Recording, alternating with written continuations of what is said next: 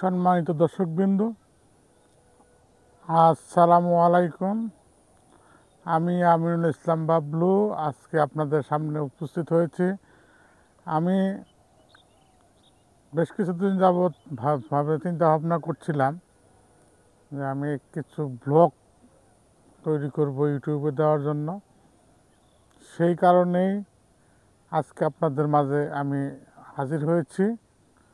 কারণ হচ্ছে আমার একটা নেশা হচ্ছে ভ্রমণ করা। আমি একজন ভ্রমণ পিপাসু মানুষ। আমি দেশ এবং বিদেশে বিভিন্ন জায়গায় ইতিমধ্যেই ঘুরেছি। ইতিমধ্যেই পৃথিবীর প্রায় 7টি দেশে আমি গিয়েছি এবং ভ্রমণ করেছি। আমি চিন্তা ভাবনা করে দেখলাম যে আমাদের দেশে অনেক মানুষ আছে যারা হয় সময় অথবা অর্থ বা অন্য যে কোনো কারণে ভ্রমণ করতে পারে না। আমার অনেক বন্ধু বান্ধব আছে যারা ভ্রমণ করতে পারে না। তাদেরকে আমার যে ভ্রমণের সময় যে অভিজ্ঞতাগুলো হয় এবং সুন্দর সুন্দর জায়গাগুলো আমি দেখি, এগুলো তাদেরকে এই ইউটিউব চ্যানেলের মাধ্যমে আমি উপস্থাপন করব এবং সকলেই সেটা উপভোগ করবে। যাই হোক, সেই কারণে আজকে আমি আপনাদের সামনে এসে উপস্থিত হয়েছি এবং আজকের থেকে আমি এই কন্টেন্ট তৈরি করার কাজে লেগে পড়েছি। আমি যদিও নতুন, আজকেই প্রথম কন্টেন্ট তৈরি করছি। যদি কোনো ভুলভ্রান্তি হয় আপনারা আমাকে ক্ষমা করবেন এবং আমার কন্টেন্ট নিয়মিত দেখে আমাকে উৎসাহ প্রদান করবেন। এবং যারা নতুন আজকে দেখতেছেন তারা অবশ্যই আমার চ্যানেলটিকে লাইক, কমেন্ট এবং সাবস্ক্রাইব করবেন। আর আমার এই ভিডিও করার সময় কোনো ভুল থাকলে, কোনো চিজ থাকলে আপনারা অবশ্যই কমেন্টের মাধ্যমে আমাকে জানাবেন। আজকেই আমি শুরু করলাম, ইনশাআল্লাহ আপনারা সকলে আমাদের দোয়া করবেন। আজকে আমি এখন যেখানে এসেছি সেটা হচ্ছে আমার গ্রাম, আমার নিজের গ্রাম। আমি যেখানে আমার জন্মভূমি, আমি যেখানে জন্মেছি, যেখানে বড় হয়েছি, সেই জায়গা দেখেন। এই গ্রামটার নাম হচ্ছে পচিশা। আপনারা অনেকেই যারা মধুপুর, টাঙ্গাইলের মধুপুরে থাকেন, তারা অনেকেই এই গ্রাম সম্বন্ধে জানেন। এটি একটি ছোট্ট গ্রাম, কিন্তু অত্যন্ত সুন্দর।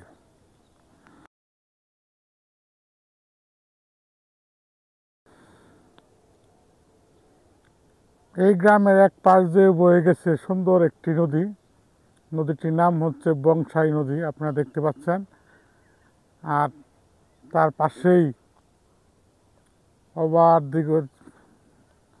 অবার সৌন্দর্যমণ্ডিত সোনালী ধানের ক্ষেত, বিস্তৃত সোনালী ধানের ক্ষেত। এখানে এই যে সামনে যে পাড়াগুলো দেখা যাচ্ছে, এইগুলো হচ্ছে আমাদের গ্রামের বসতি।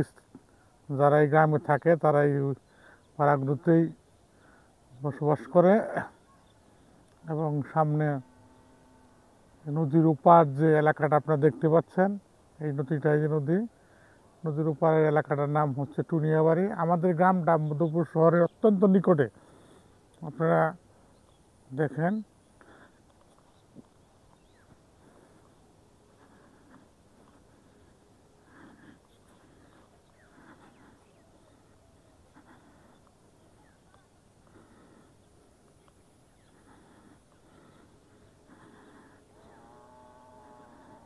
এখান থেকে মধুপুর 1 কিলো হবে না, 1 কিলোর কম কম হেঁটে গেলে 4-5 মিনিটেই মধুপুর শহরে যাওয়া যায়। শহরের এত কাছে একটি গ্রাম, কিন্তু দুর্ভাগ্যবশত আমাদের মধুপুর সাথে সবচেয়ে কাছের যে রাস্তাটি, যোগাযোগ ব্যবস্থা, সেটি নদীর কারণে রাস্তাটি ভেঙে যাওয়ায় পরিত্যক্ত হয়ে গেছে। যার কারণে এই সাইড দিয়ে কেউ এখন আর যাতায়াত করে না। এখানে সুন্দর একটি পার্কের মতো জায়গা আছে, যেখানে অনেকেই বিকেলবেলা অনেক ছেলেপেলেরা আড্ডা মারে বা অনেকেই আনন্দ, বিকেলের সুন্দর স্নিগ্ধ সময় কাটানোর জন্য এখানে আসে। নদীর পাড়ে। নদীটা অনেক সুন্দর। এখন নদীতে পানি নেই, দেখেন আপনারা ভিউয়ার্স, নদীতে পানি কম। নদীর পাড় দিয়ে বেড়াইলে অনেক সুন্দর অভিজ্ঞতা অর্জিত হবে। ধান খেতে ধান অলরেডি পেকে গেছে, ধান কাটা শুরু হয়েছে এবং ধান কাটার পরে এই জমিগুলোতেই সরিষা বোনা হবে, যার জন্য মাঠ চাষ করা হচ্ছে। এর সাথে একটি ছোট খাল আছে, যে খালটি দিয়ে আমাদের গ্রামের বিলের পানি বর্ষার সময় নদীতে নেমে যায়, যার কারণে বিলে অতিরিক্ত পানি জমে বন্যার সৃষ্টি না হয়। এই কারণে খাল, এবং খালের উপর একটি ব্রিজ আছে, দেখেন ভিউয়ার্স, এই ব্রিজটা অনেক সুন্দর। আমরা অনেক সময় এই ব্রিজে বসে বসে রাত্রিতে আড্ডা দিতাম। এখন আর আসা হয় না, কর্মক্ষেত্র এবং বন্ধু বান্ধব বিভিন্ন জায়গায় কাজের কারণে, কর্মক্ষেত্রে যোগদান করার কারণে আর সেভাবে আড্ডা হয় না। আজকে আমি একটু সময় পেয়েছিলাম, তাই কেমন যেন মনে হলো আমার কন্টেন্টটা আমার গ্রাম থেকেই তৈরি করা শুরু করি। তারপর আস্তে আস্তে বাংলাদেশ এবং দেশের বাইরে যেখানেই যাব আপনাদেরকে এই সুন্দর জায়গাগুলো দেখানোর চেষ্টা করব।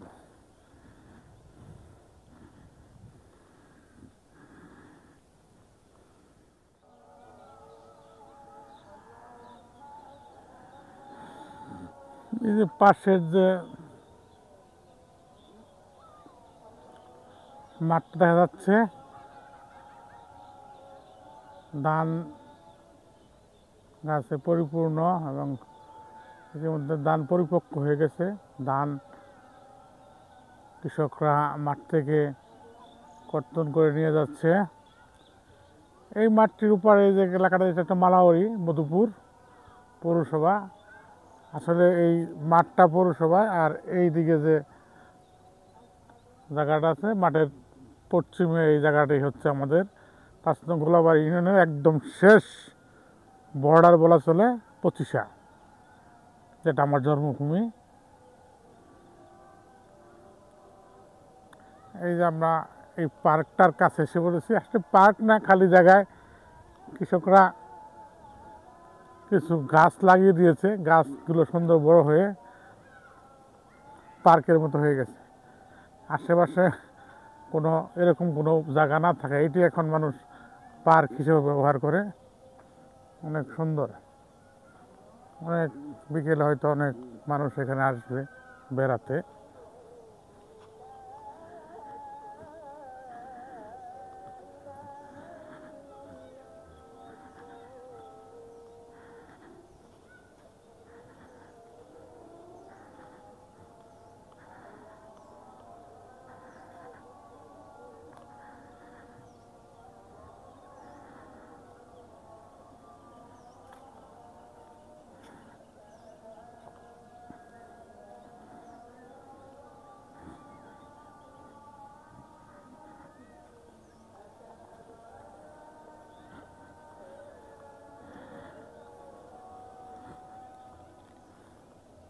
দেখেন দূরে নদীতে হাঁসগুলো কেমন খেলা করছে।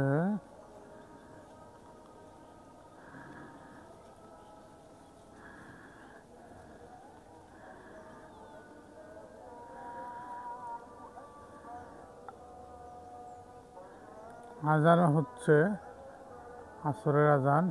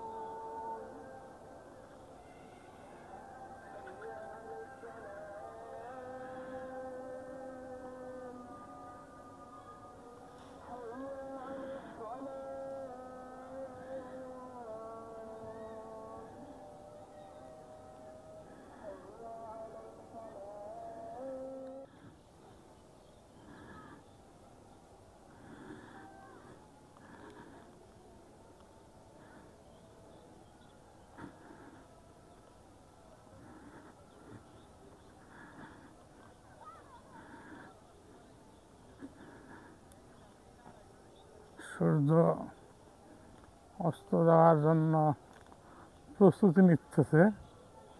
দেখেন, হয়তো আর কিছু ঘন্টা খানিকের মধ্যেই সূর্য অস্ত যাবে, তখন চারদিকে অন্ধকার নেমে আসবে, নিস্তব্ধ হয়ে যাবে সারা পৃথিবী।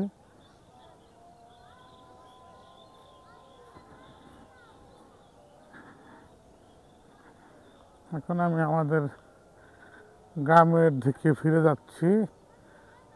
আমাদের গ্রামের লাস্ট বর্ডার ছিল এটা।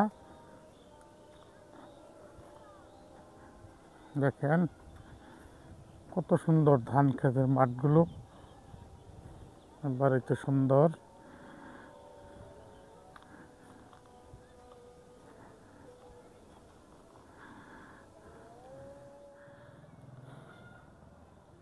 আমি এখন যেখানে আছি এটা হচ্ছে আমাদের গ্রামের সবচেয়ে গুরুত্বপূর্ণ অঞ্চল। এইখানেই আমাদের গ্রামের মসজিদ এবং প্রাইমারি স্কুল অবস্থিত।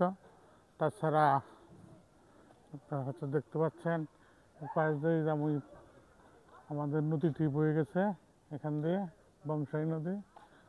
তারপর বাড়ি, আর সামনেই হচ্ছে দোকান। এই দোকানগুলোতে মানুষ তার নিত্য প্রয়োজনীয় দ্রব্যাদি এখান থেকে ক্রয় করে এবং নামাজ পড়তে মসজিদে সবাই আসে।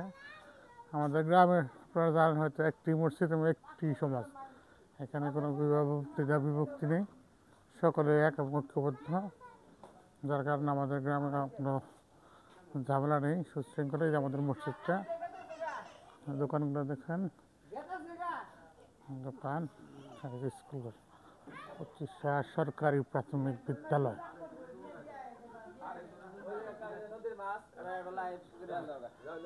মাছ কি করছে,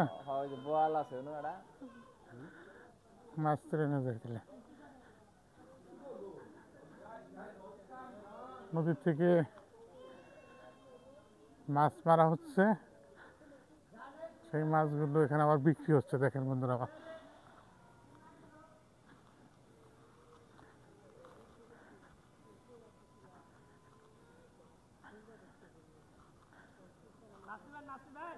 কি মাছ এখানে,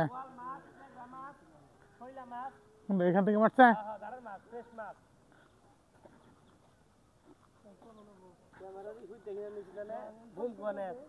সব আছে।